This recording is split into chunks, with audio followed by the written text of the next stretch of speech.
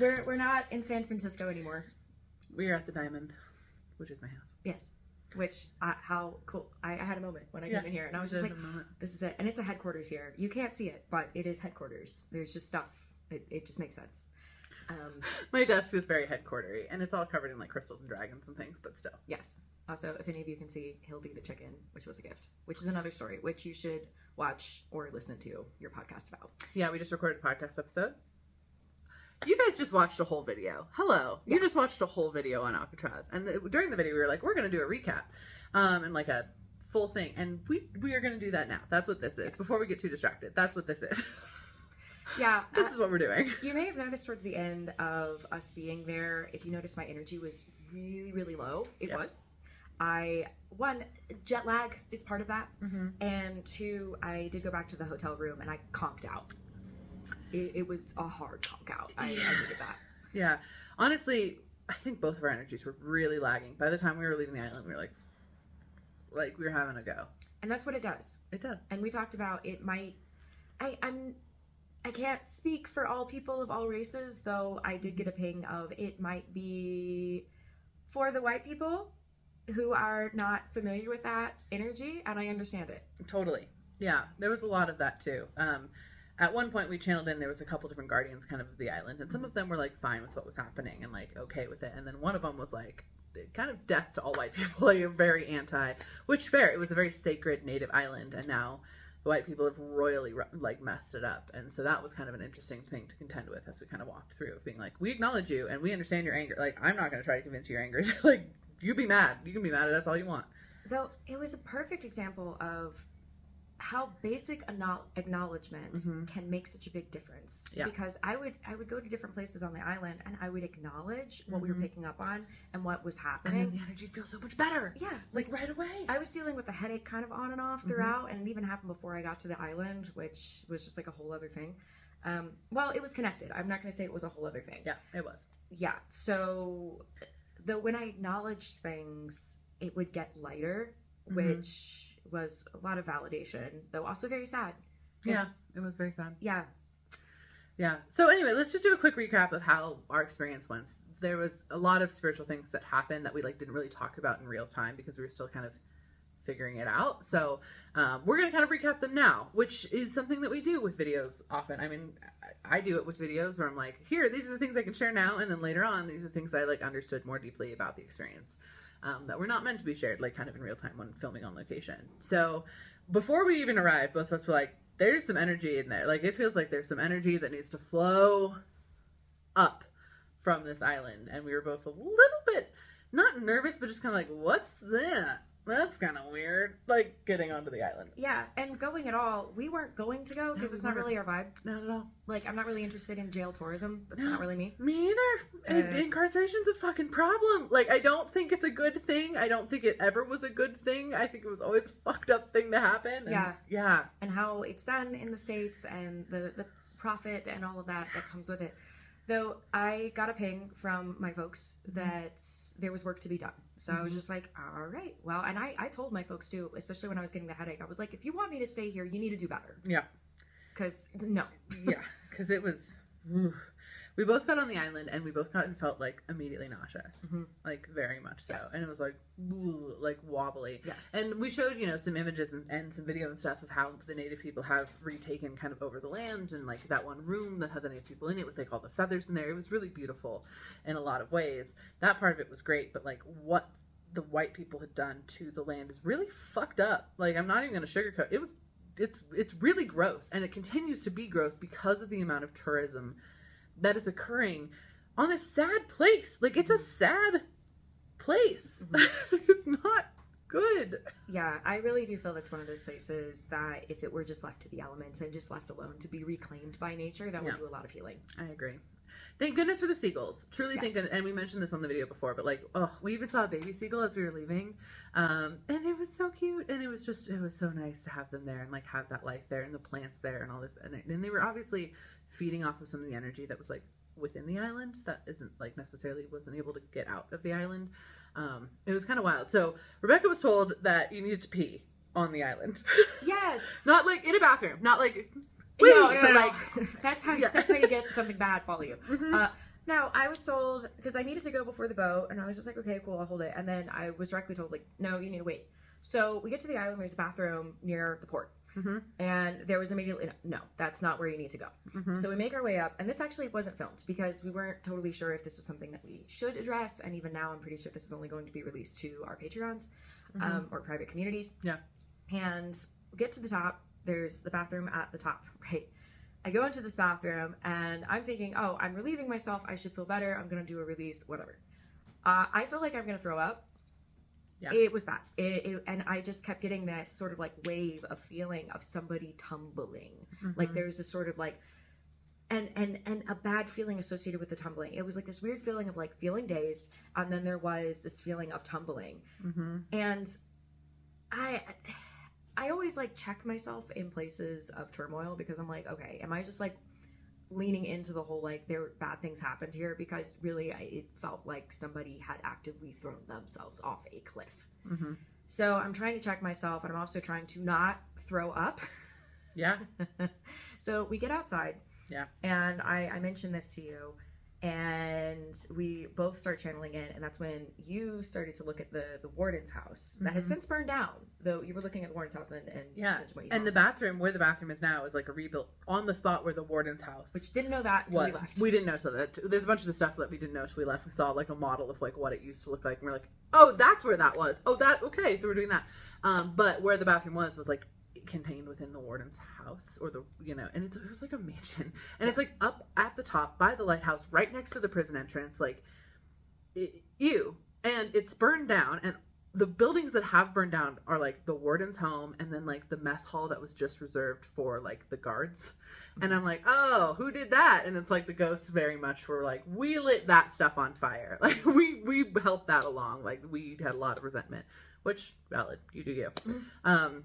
We were looking at the warden's house, and I was like, I feel that tumbling too, and I think it's a person, and I don't think, like, from what I was channeling in and what you were channeling in, we don't think that they threw themselves off the cliff. And it wasn't an inmate. It feels like a guard or somebody, potentially, that was trying to kind of expose all of the harmful and horrible things that were happening at the prison, and the warden, who we did end up zooming in on in the video, and we might splice that here. It might be before we kind of figured out which warden it was, potentially, went like, no, and we were like, I felt like it came off of the balcony, which turns out it did have this like enclosed sort of circle dome there before the fire. Yeah, you saw her there, but it made no logical sense at the time because it just seemed like free floating. Yeah. And then we looked at the model. And then we looked at the model, and it was like, oh no, it was the balcony. And it did.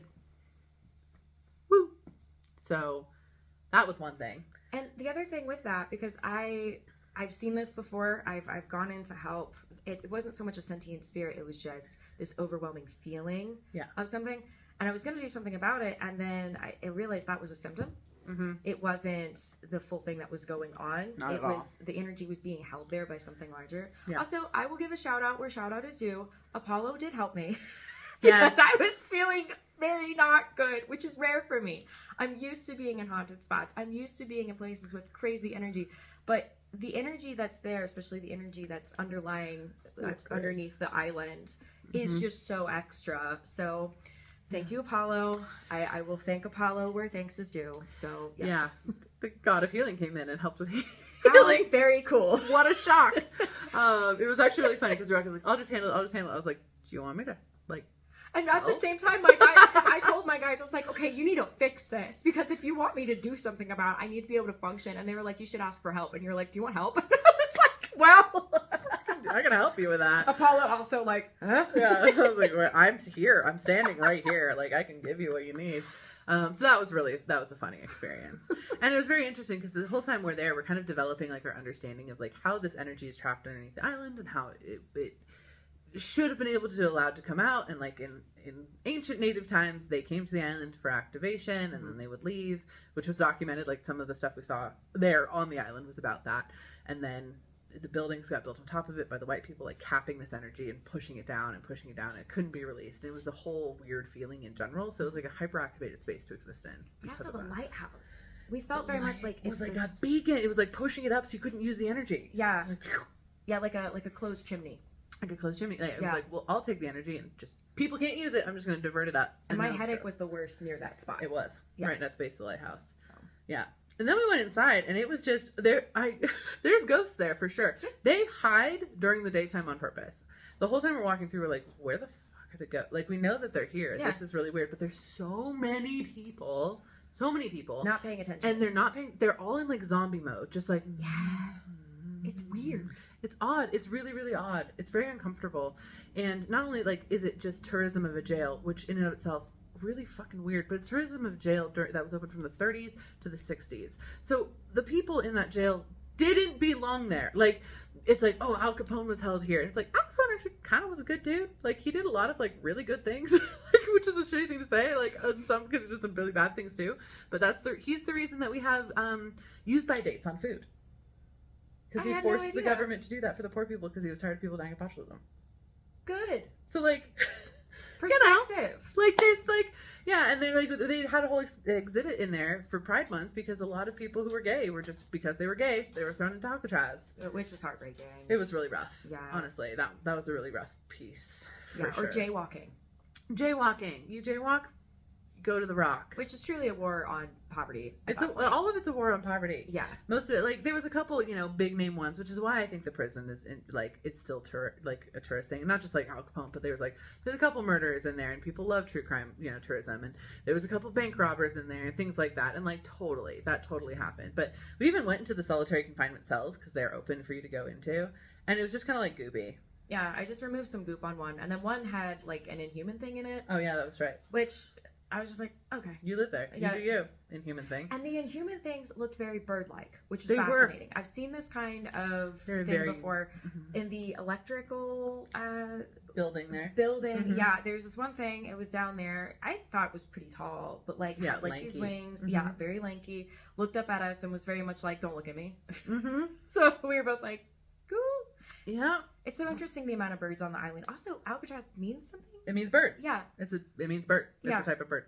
So it makes sense. There are bird guardians there. It makes sense that they're inhuman, like spiritual bird beings there. Yeah. But yeah, those, and they just, I imagine for the investigations that have happened there, they've been creepy, but they're not of a ghost frequency. So it's probably just like an intuitive feeling that people get, but not always something that they can document. Also, we talked about this too. Mm-hmm. If I could go there at night without all the people, and I don't mean like on an investigation that's public because who knows what's going to be on that. But if I could just go there at night, I would totally just like sit down and have conversations with folks. It would be lovely. Honestly, we and we said this as we were closing out the videos, like we offered the ghosts that hide during the day. Like we're like, you want a bigger, like we'll reinforce your bubble of silence because like you deserve to have space. There was nothing that was really stuck there other than what Rebekah released that was like Civil War era, like down in the basement kind of area. And they were shades. But like, and they were shades, they weren't even bad. But like all the ghosts over there were like very content to be like, there was like their own community that they like really, really liked. Mm-hmm. And so they just didn't like the daytime. It was so loud. So we were like, we can help with that. And that's why looking at it in post, that's why I felt similar to what felt like Old Jail in St. Augustine.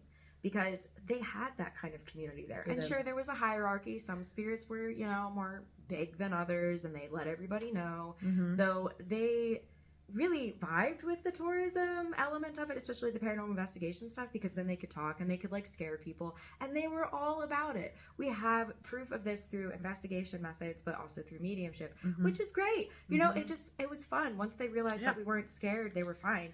Then the other element of the island was similar to Gettysburg. And when I went to Gettysburg, the energy was so gross because they don't talk about how the people lived. They talked about how they died. And they marked the spots and they're like, bad thing happened here. And people go to celebrate battle and death rather than life. What led up to that war as a whole? What did we learn from it? How do we progress? That kind of thing. And the same thing at Alcatraz. You go there to be like, oh, look, this is where people were incarcerated. But what do we learn from that? There's not enough learning on how we can move forward. How can we be better as a society? I don't think there was a single piece on how to be better as a society. Or like how far we've come since then or anything like that. There was a lot of there was mirrors around. Like, have you ever done a drug? You could have arrived here and you put your face in the mirror and you'd be like, oh, but that's not progress. That's not addressing any of those issues. And you go out through the gift shop because of course you do because gift shop at the gun range, it's the same vibe, and you go out and they're selling cups that the Alcatraz prisoners used to drink. Like, not like the original ones, but like, this is a mug, you can take it home. And it's like, well, that's fucking weird. And then trading cards with all of the mugshots on. And like, can you imagine, like, you're super poor and you already are struggling and you jaywalk across the street, or you steal some bread, or you're gay, and all of a sudden now you're in jail and you take a mugshot, and it's the worst part of your whole life. And then you had no like real choice, or like society essentially just failed you royally. And now that mugshot people trade. Like, that's a fucked up thing to do, even to just memory. And like, it's just a like disregard for human existence in just such a brutal way. Yeah, it's brutal. It's very disconnected from the reality, which is wrong, because it's all about the reality, but it's like playing at the reality, which I don't like. Yeah. I think the next part that we're going to get into, if you're watching this publicly, this will be on our private tiers, just because it gets into some larger aspect things that for, I think, a public audience that isn't as caught up with all the things that we do, it might be very confusing. I agree. So for those of you watching publicly, thanks for joining. I'd love to hear your thoughts. If you've been, I would love to hear what you have to say, the vibes. If you've been after early June of 2024, I'm curious if your vibes are different, because what we're about to talk about may play into that. We messed, yeah, we did some stuff. So, anywho, thanks guys, and we'd love to hear your thoughts.